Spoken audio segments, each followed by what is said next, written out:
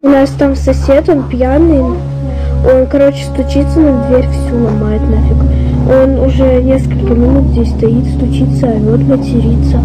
Я просто, мне страшно. Isang 9 years old na batang babae ang nagawa pang mag-livestream sa kanyang TikTok account upang humingi sana ng saklolo sa kanyang mga followers. Takot na takot siya dahil sa panggugulo na ginagawa ng kanyang kapitbahay na halos 1 oras nang sumisigaw, nagmumura at kinakalabog ang kanilang pintuan. Dahil puro kabataan na kasing edad lamang niya ang kanyang mga followers sa TikTok, wala ring nagawa ang mga ito upang mapigilan ang isang kahindik-hindik na pangyayaring naghihintay sa batang babaeng ito. Ako po si Royzy and welcome sa Ken Thoughts. Kung hilig mo ang ganitong video, mag-like at mag-subscribe para lagi kang updated sa mga susunod на upload. Папа ушел в магазин. Я не знаю, что делать, короче.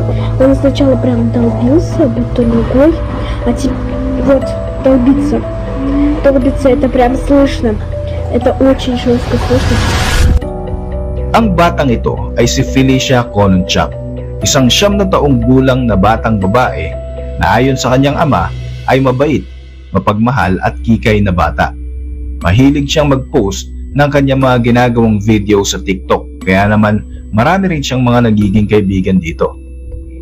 Isinilang si Felicia sa Chita City sa Russia noong 2011. Kasama niyang naninirahan sa kanilang bahay ang kanilang mga magulang na sina Alina at Fyodor at ang 2 niyang kapatid na lalaki, isang 4 years old at isang 14 years old. Mahilig siya sa kulay pink, gaya rin ng karamihan sa mga batang babae. Kwento pa nga ng kanyang ama, matalinong bata itong si Felicia. Ang Chita City ay isang malaki at maunlad na syudad na may 350,000 na population. Kahit na isa itong syudad, may kalayuan ang lugar na ito sa iba pang mga bayan sa Russia.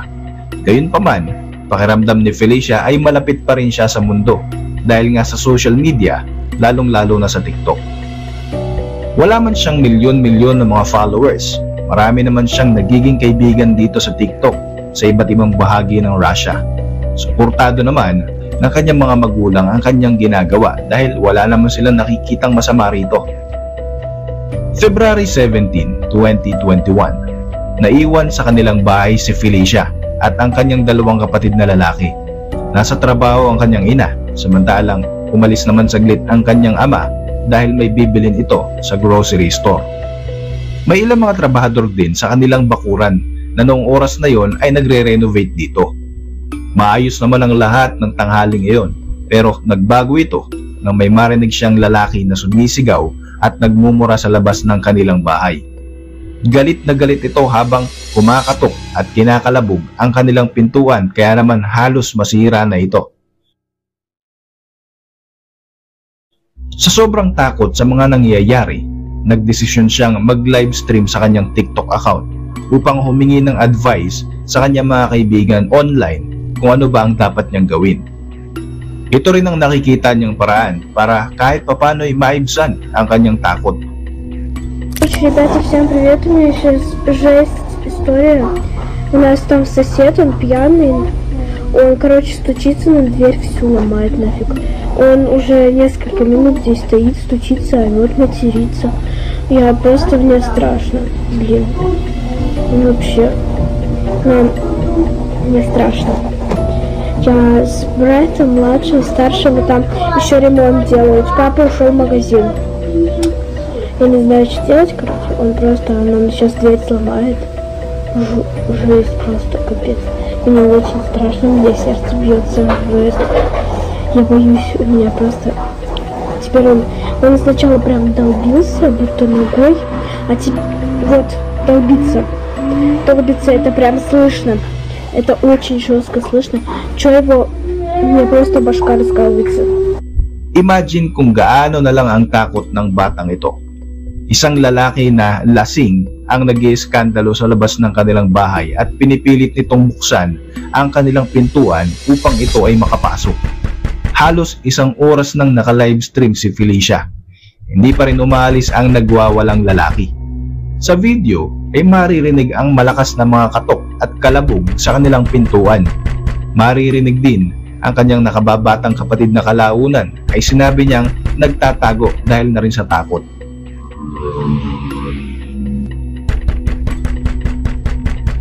Перестал стучаться, пошла смотреть. Это он только что стучал, короче, вот. Я как смогла, так записал, блин. Я боюсь, я боюсь. Hindi pala ito ang unang beses na nanghaharas at nanggugulo ang lalaking ito na kanilang kapitbahay.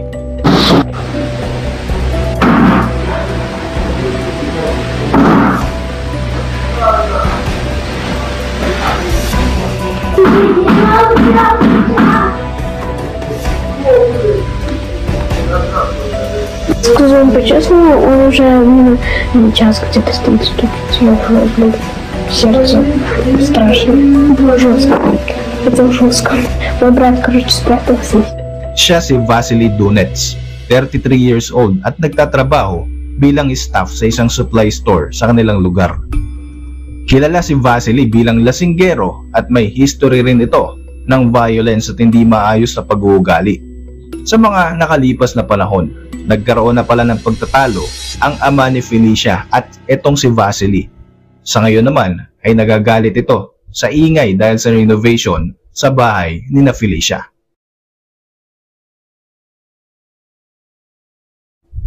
Nang umaga ng araw na yon, ginugulo na pala ni Vasily ang magkakapatid dahil nagrereklamo ito sa ingay dahil sa renovation. Bago pa umalis ang ama ni Felicia na si Fyodor ay nagkaroon na pala ito ng mainit na diskusyon sa lalaki. Galit na galit si Vasily sa tagpong ito pero imbis na kay Fyodor ibunton ang kanyang galit, hinintay niya lang pala itong umalis at saka sinimulang takutin ang mga anak nito. Sumisigaw ito at nagmumura habang pinipilit buksan ang pintuan ng bahay ni na Felicia. Makalipas ang halos isang oras, tila kumalma na ang lalaki at nawala ang malalakas na mga kalabog sa pintuan. Dahil inakalang tapos na ang panggugulo ni Vasily, pinutol na ni Felicia ang kanyang live stream at sinimulang mag-message sa kanyang mga kaibigan sa kanilang lugar. Dito ay kinuwento niya ang nakakatakot na tagpo na kanyang na-experience. Isang kaibigan ang nag-alok na susunduin siya sa kanilang bahay at sasamahan siya na maglakad-lakad sa parke hanggang sa makabalik ang kanyang tatay. Ganito na nga naging plano niya at ng kanyang kaibigan kaya hinintay niya itong sunduin siya. Ilang minuto ang nakalipas, may narinig siyang mahinang katok sa kanilang pintuan. Dali-dali niya itong binuksan. Nang tuluyan na nga mabuksan ang pinto, namutla ang batang babae sa takot na sumalubong sa kanya. Sa pagkakataong ito, bumalik pala ang lasing na lalaki na si Vasily na kinuha lamang ang kanyang hunting rifle. Nakatutok sa batang babae ang baril nito.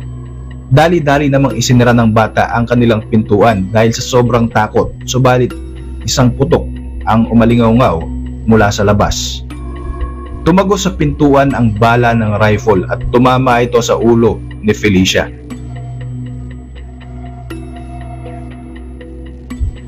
Inabutan pa siyang buhay ng kanyang ama, nagulat na gulat nang makita ang nakahandusay na katawan ng kanyang anak na babae. Agad niyang niyakap si Felicia habang ito'y naghihingalo. Sinigawan din niya ang kanyang panganay na anak at ang mga trabahador na nagkukumpuni ng kanilang bakuran upang tumawag ng ambulansya. Agad namang tumawag ng emergency services ang panganay na anak na lalaki ni Fyodor pero huli na ang lahat. Patay na si Felicia nang dumating ang mga ito.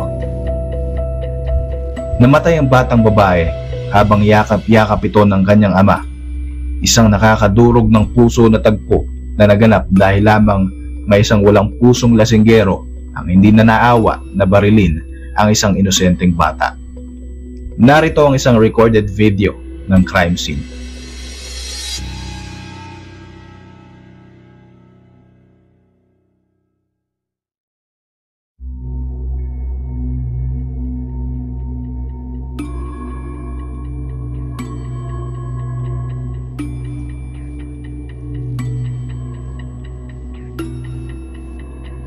Tinamaan si Felicia sa ulo ng bala ng isang 12 caliber rifle at isang milagro na nga na may tuturing na buhay pa siya nang dumating ang kanyang tatay at nakapagpaalam pa nga ito bago ito tuluyang masawi. Agad namang naaresto si Vasily Dunet sa kanyang apartment at hindi man lang ito nagtangkang tumakas matapos mapatay si Felicia. Ipinost din ni Fyodor ang isang video kung saan makikita si Vasily na nakakulong at naghihintay na litisin ang kanyang kaso. Kalaunan nga ay nasintensya ng 17 years imprisonment sa maximum security prison sa Siberia si Vasily. Gayunpaman, umapela pa rin ang ama ni Felicia na taasan pang number of years ng pagkakabilanggo ni Vasily para daw ma-realize nito ang kahayupan na ginawa nito sa kanyang anak na babae. Para sa inyong reaksyon, mag-iwan lang ng komento sa ibaba ng video na ito.